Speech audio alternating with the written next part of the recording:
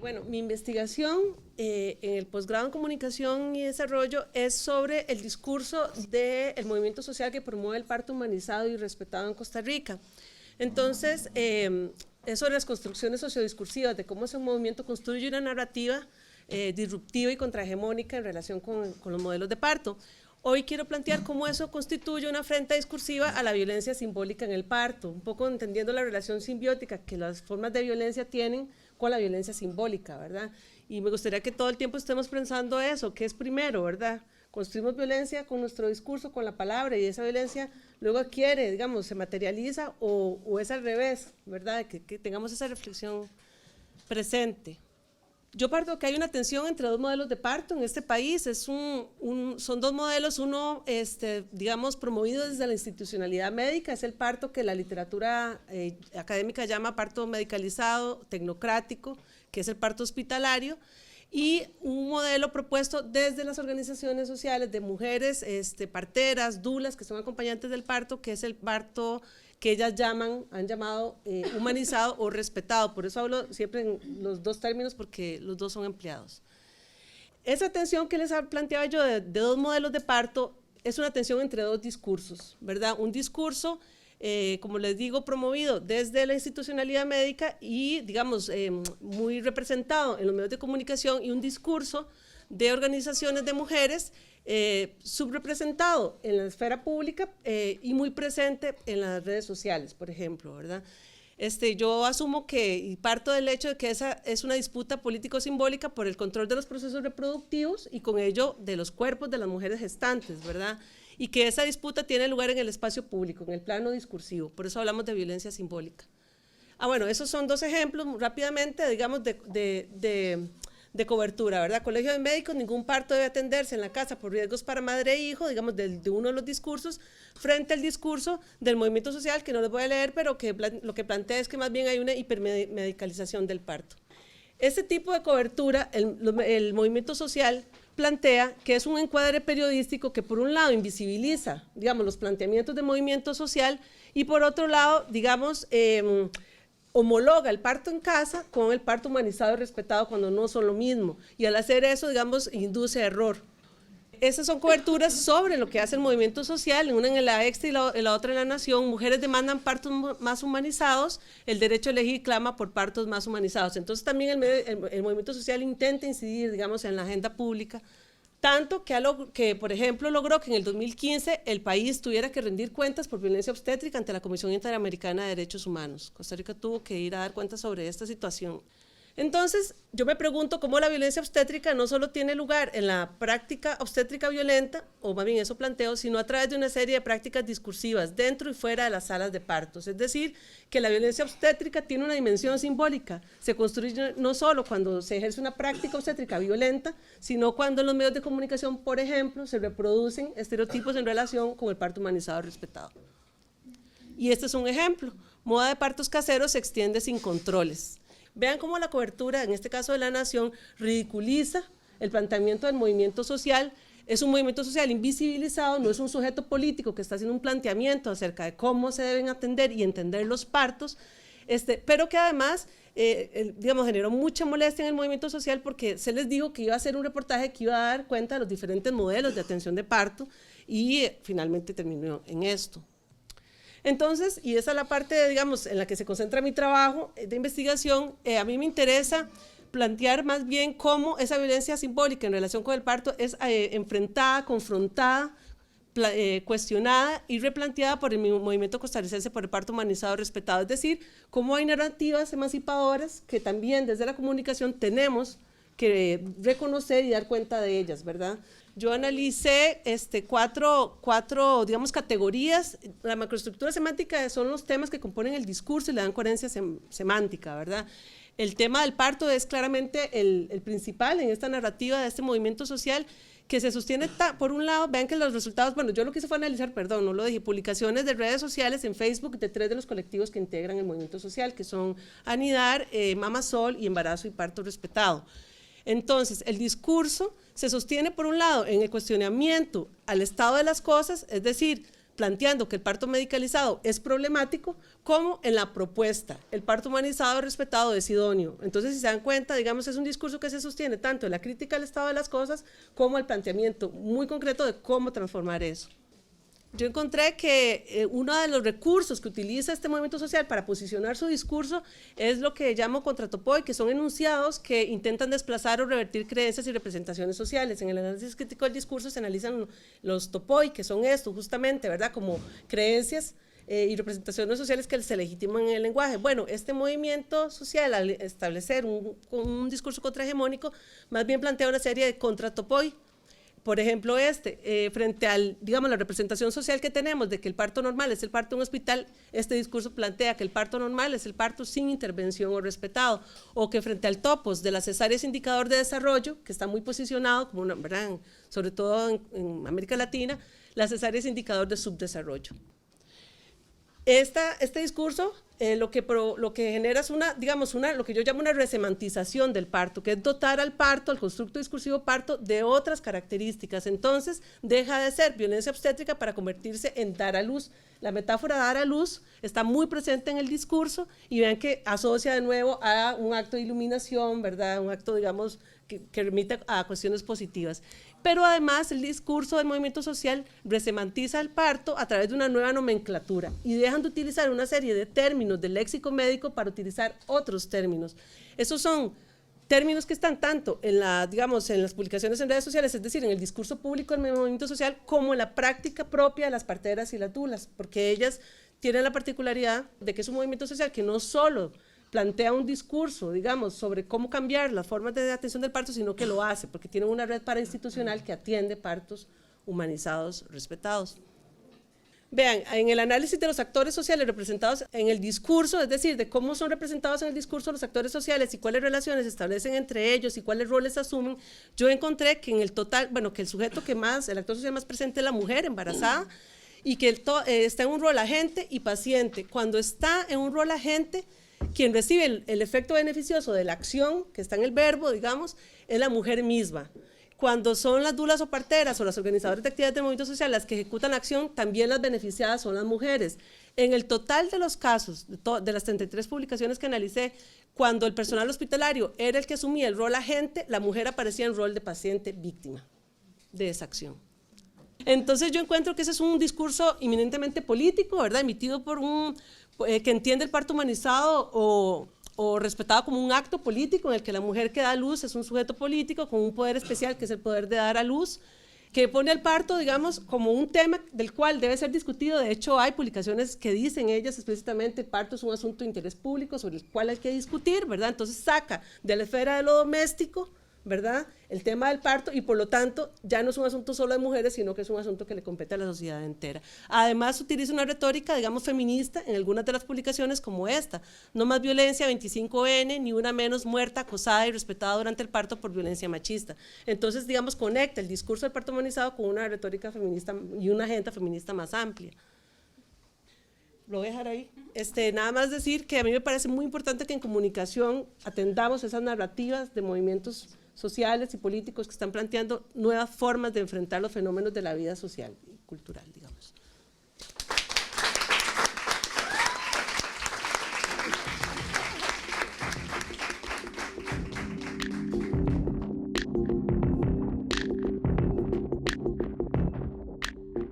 Yo estoy estudiando la revista Tambor.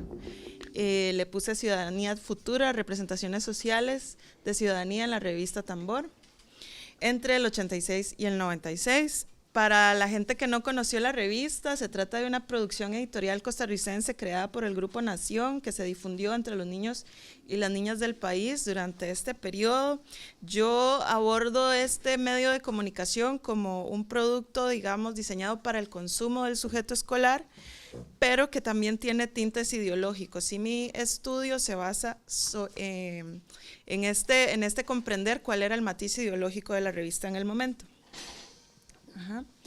El problema, en medio en las sociedades mediatizadas que estamos ahorita, donde el espacio público y los medios de comunicación y las redes informáticas están entrelazados, es donde damos nuestros intercambios en este momento, ¿no? Entonces, yo me baso en el concepto de ciudadanía comunicativa de María Cristina Mata, y ella se pregunta, ¿cómo se hacen visibles los y las ciudadanas en el espacio mediático?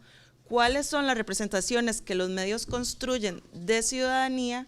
¿Y cómo se autorrepresentan en tanto espacios de ciudadanización, es decir, espacios de visibilización y producción de derechos y deberes, como mencionaban en las otras ponencias, este rol pedagógico también que tienen los medios de comunicación? Mi pregunta de investigación es, ¿cuáles son las representaciones sociales sobre ciudadanía en la revista Tambor entre este periodo, del 86 al 96? Mi objetivo general es analizarlas. En el específico, entonces, yo quiero analizar cómo se representa al niña ciudadano futuro, ¿no? Porque es como somos ciudadanos en formación a futuro, porque además hay un paradigma de la niñez que se ve al niño o a la niña como un adulto futuro, es decir, no se ve como un sujeto histórico del presente, de ese momento, con autonomía, con capacidad de incidir y de opinar sobre su entorno, sino que se ve como este producto, como dice Lau, a futuro. Entonces, ¿cómo se representa este niño o niña en la revista? ¿Cómo se autorrepresenta la revista Tambor como este espacio de ciudadanización, de pedagogía? Y caracterizar cómo se hacen presentes los niñas ciudadanos en la revista, es decir, cómo participan en el medio. Ahora sí. Mi marco teórico, brevemente, las representaciones y cultura. La representación es entendida como esta forma en que damos sentido al mundo, a los objetos, a los eventos. Es una capacidad de pensamiento complejo mediante el lenguaje, las imágenes. Y bueno, en este contexto, para Bourdieu y Passerón, que es parte de mi marco teórico, hay una cierta arbitrariedad en la forma en que la cultura construye las representaciones. ¿Por qué? Porque se privilegia la representación que le conviene, por decirlo así, a los grupos de poder y se normaliza. Entonces, bueno, desde la ciudadanía comunicativa, yo quiero preguntarme cómo somos ciudadanos en los medios. María Cristina Mata habla de que en los medios se representa a la persona ciudadana como un sujeto de necesidad, un sujeto de demanda o un sujeto de decisión, particularmente en contextos electorales. ¿Cómo se autorrepresentan los medios? Se autorrepresentan, según ella, como espacios de saber y como lugares insustituibles para la vida común y la participación política. Y ella habla de que ser ciudadano, desde la ciudadanía comunicativa somos ciudadanos y público a la vez. Entonces, yo estoy tratando de abordar la revista desde el análisis del discurso multimodal. Ese es es como el análisis del discurso, pero se estudia el lenguaje en combinación con otros recursos, como las imágenes, los simbolismos científicos, los gestos, las acciones, la música, el sonido. Es decir, desde el discurso multimodal se puede analizar, por ejemplo, una película. ¿Cómo se autorrepresenta la revista Tambor en tanto espacio de ciudadanización? Bueno, aquí tengo unos ejemplos. Hola a todos, vieran qué contento soy por la gran cantidad de cartas que llegan a mi buzón. Así que a partir de hoy voy a estar mucho más cerca de todos ustedes, ¿de acuerdo? Y luego hay secciones dentro de la revista que se llaman orientación para padres. Es decir, el medio se asume como un orientador pedagógico para los padres hacia sus hijos e hijas. Entonces yo les traje unos ejemplos que para mí son un poco de sexismo, ¿no? Ahí tenemos a Pablito Ruiz, que además fue un niño que en su momento, era un niño cantante para quienes son más jóvenes aquí, quien en su momento fue también muy sexualizado, ¿verdad? Y además se le dibuja a esta niña rubia que está ahí como súper abrazada de él. Luego tenemos un anuncio de Pops de una niña que está sin calzones, se le han caído y una crayola ahí como apuntándole de un modo, no sé, y ustedes harán su lectura. También en la publicidad de Borden tenemos que una chupadita no basta, y está este niño ofreciéndole un helado a la niña. Para terminar, tenemos la representación de la familia, porque, yo me interesé por este tema básicamente porque me impactó mucho cómo fueron cerrando las escuelas ante el temor de que se impartieran los programas de sexualidad y afectividad, que eran los colegios, pero se cerraron escuelas, ¿no? Entonces hay como una desinformación circulando y todo gira alrededor de la familia. Ahí lo ven, ¿verdad? En los años 80, el papá, la mamá, rubios, blancos, en Costa Rica, ustedes son el mejor ejemplo. En el parque de diversiones, papá, mamá, las mujeres son rubias, son blancas, porque seguro eso es ser bonito, ¿no? Para cerrar con esta cuestión de la representación normativa de la familia también como una forma de violencia simbólica. Y para mí era importante como, ¿verdad? Ante esta generación adulta tan conservadora que está aquí conviviendo, que estamos aquí conviviendo, ¿no? Estas divisiones que tenemos entre nosotras y nosotras, yo quería volver atrás y ver, ¿verdad?, qué era lo que estábamos aprendiendo de chiquitos también, que nos afectaron de algún modo, como adultos y adultas que somos ahora y que estamos decidiendo sobre los niños y las niñas. Y bueno, por ahí voy. Gracias.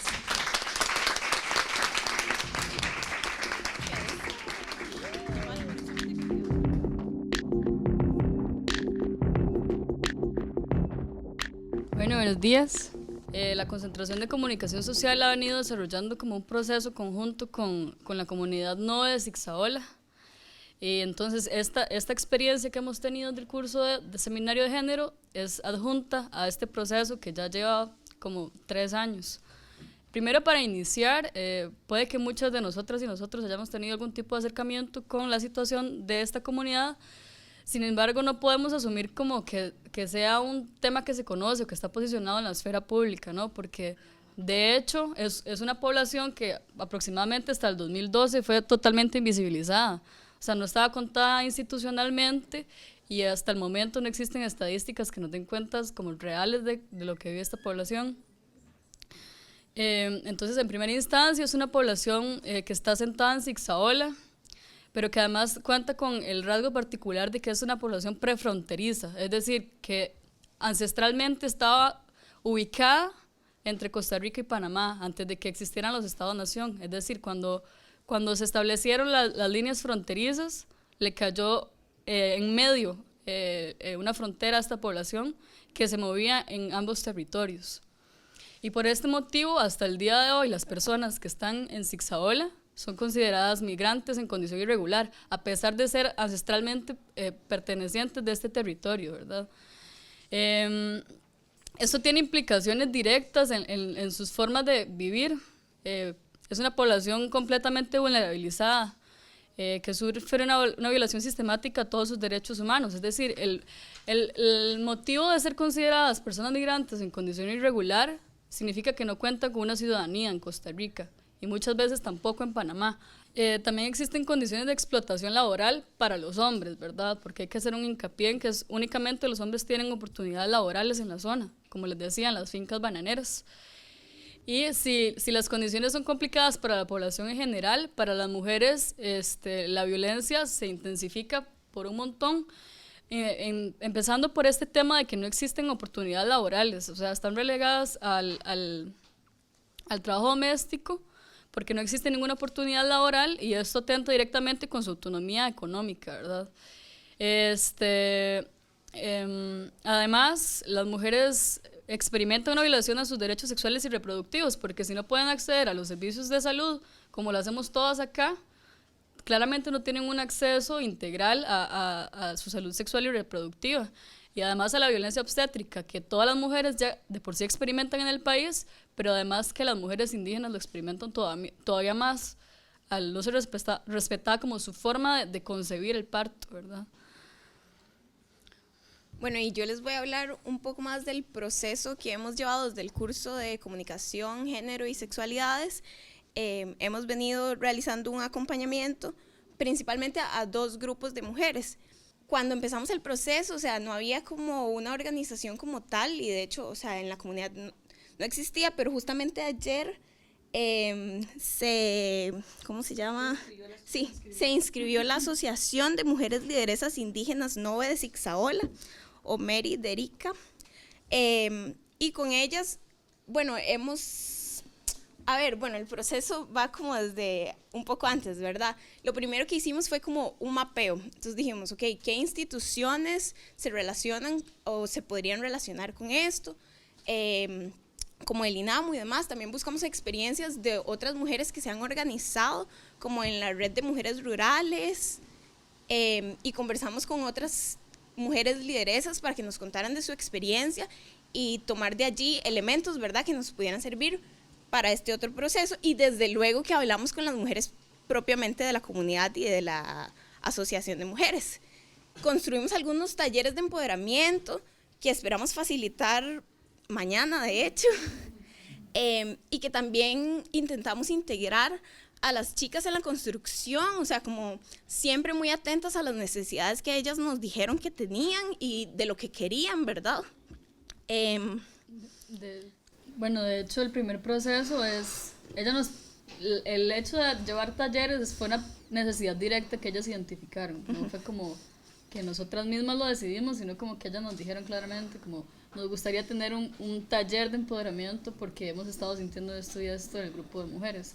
Entonces mañana es el primer acercamiento, como un taller en el compartir qué necesidades identifican para hacer talleres específicos como adecuados a esas necesidades. Básicamente es eso, o sea, les queríamos contar como más desde lo vivencial, ¿verdad? Cómo ha sido el proceso de acompañamiento en el curso, de estos retos que tenemos, desde luego visibilizar la situación de estas mujeres.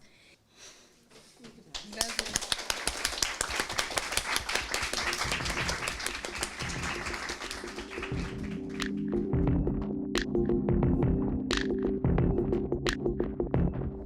Nosotros les vamos a comentar el proyecto que hemos estado realizando durante estos meses igual en el curso. La investigación que estamos realizando la titulamos Combatiendo la discriminación en la publicidad, un estudio de perspectivas políticas. Esto surgió de la necesidad de analizar la viabilidad del proyecto de ley propuesto por el diputado de Frente Amplio, José María Villalta, en el año 2011. Este es el único proyecto que propone cambiar algunos artículos de la ley de propaganda que utilice la imagen de la mujer, que estaba comentando ahora Camila, que es la ley 5811, y esta está vigente, como ya lo mencionaba, desde el año 1975. Entonces nosotros lo que estamos haciendo es haciendo como todo un estudio de diferentes perspectivas y también analizando un poco lo que es la parte técnica, jurídica, económica y política, especialmente esta parte política, para ver en qué momento, si el país está preparado para estos cambios, qué tan viables sería realizar modificaciones a este proyecto o bien crear un proyecto desde cero. También estamos valorando y estudiando el contexto un poco para ver si la necesidad es específicamente en temas de publicidad sobre la mujer o tal vez ampliarlo un poco a otras poblaciones que también son discriminadas en temas de publicidad. Algunas de las preguntas iniciales de indagación para empezar el proyecto fueron determinar si el ambiente político actual es el adecuado, como les estaba mencionando, también analizar si es posible ampliarlo, qué tan complicado es. Para esto hicimos un mapeo de actores y también investigación de la legislación, que es lo que les va a contar José. Sí, empezamos hablando con Ana Rita Argüello, quien es en este momento la directora de la Oficina de Control y Propaganda. Ella nos contaba que en efecto la ley que tenemos es una ley muy antigua, que tal vez en su momento puede haber sido revolucionaria, pero que ya en este momento está desfasada y que se debe modificar. Ella indica que aunque el proyecto que José María Villalta había presentado en el 2011 era un paso, digamos, en la dirección correcta, limitaba un poco el accionar de la oficina, que justamente el hecho de que la ley que tenemos en este momento es tan vaga, da la posibilidad de que la oficina la interprete para actuar, y que esto es algo que la ley que José María Villalta había propuesto quitaba porque era sumamente específica. Además, ella dice que además de aumentar el accionar de la oficina, es muy importante que hayan multas y sanciones que realmente sean severas, que no sea simplemente llegar y pedirles que retiren el comercial, porque si no, nada más la gente lo va a seguir haciendo, y si les piden que retiren el comercial, nada más lo retiran. Sino que hayan sanciones que hagan que en serio que en el momento que alguien la sienta, como que alguien se le aplique, a las demás agencias de publicidad y las demás compañías decidan como, hey, no es una buena idea. Además, ella nos enfatizó que el tema de género y el tema de población LGTBI es muy importante, pero que no son las únicas poblaciones que se vulneran en la publicidad y por lo tanto no son las únicas poblaciones que se deberían cubrir en el nuevo marco que se vaya a crear. Ella cree que este es el momento, que ya estamos más bien tarde para crear una nueva ley. También hablamos con Ellen Chinchilla, quien es investigadora y quien nos contó básicamente lo mismo. O sea, Ellen Chinchilla, Ana Rita Argüello y Camila Ordóñez, con quien también hablamos y que está aquí presente, básicamente nos dijeron lo mismo.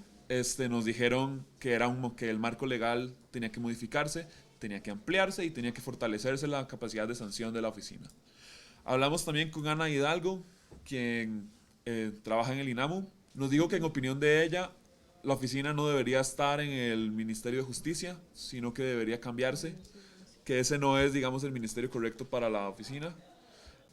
Bueno, también entrevistamos a personas que tienen que ver con la industria publicitaria. Valeria les va a contar un poco al respecto.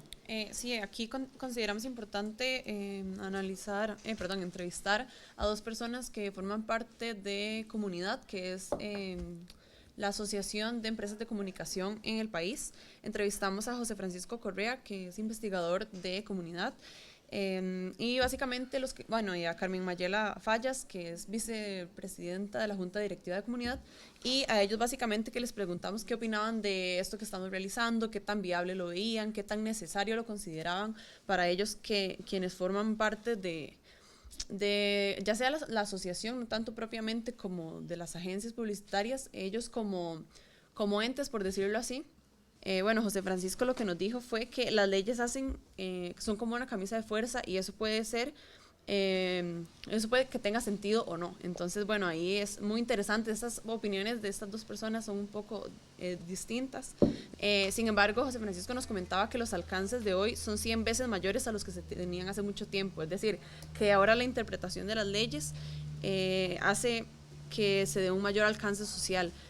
También él nos contaba que cree que es mejor enseñar a hacer comunicación dentro de los parámetros éticos, es decir, que la idea de la ley está muy buena, sin embargo, si no se hace nada desde adentro, desde las empresas de comunicación, no se está logrando nada. También dice que la cultura ha cambiado a tal punto que hoy se condena más socialmente los contenidos sexistas, eso es algo positivo, sin embargo que es el control que se ejerce desde las propias personas y el actuar es mil veces más rápido que la ley. Entonces, esto es muy bueno porque avanzamos socialmente, sin embargo, si no tenemos ese respaldo en cuanto a política, no estamos avanzando tanto. Por otro lado, Carmen Mayela nos decía que ella considera realmente necesario poder hacer un proyecto totalmente nuevo, no tanto un reajuste, porque la comunicación se debe ver como un todo, no solamente una ley que hable específicamente de la publicidad. Eso es un poco complejo, ¿verdad? Porque si se pretende cambiar muchas cosas es más complicado, pero ella dice que es importante también analizar otros puntos de la comunicación, por ejemplo, la producción audiovisual o las relaciones públicas, que también esta ley incluye un poquito de eso y también que incluya a las otras poblaciones que son discriminadas. También nos mencionaba que existe un desconocimiento en materia de regulación, es decir, que las mismas personas que producen contenido publicitario no conocen qué regulaciones hay. Ya para concluir, en base a las entrevistas que hemos hecho y a lo que hemos indagado, es necesario hacer un nuevo proyecto de ley, no reformar la que ya hay, sino rehacerla. La que ya hay tiene cosas que tal vez en el momento, repito, eran innovadoras, pero ahora hablar de la moral no es necesariamente lo correcto, además de que, como ya dijimos, no hay sanciones serias. Entonces, eso sería los hallazgos a los que hemos llegado hasta el momento. Muchas gracias.